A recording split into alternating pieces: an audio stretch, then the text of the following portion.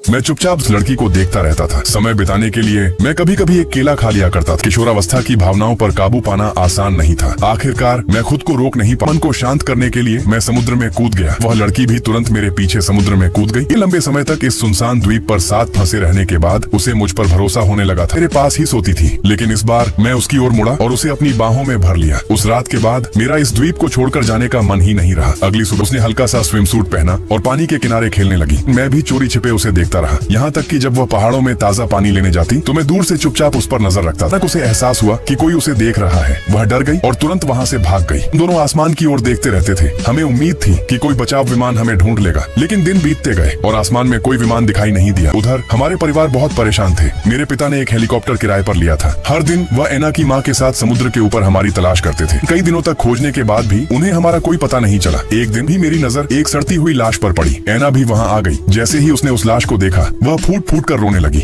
उसे इतना डरा हुआ देखकर मैं भी सहम गया। उसे लगा कि एक दिन हमारा भी यही हाल हो। तुरंत उसके पास जाकर उसे दिलासा दिया। मैंने कहा, हम दोनों साथ हैं। मैंने उससे वादा किया कि मैं उसे कभी अकेला छोड़कर नहीं जाऊंगा।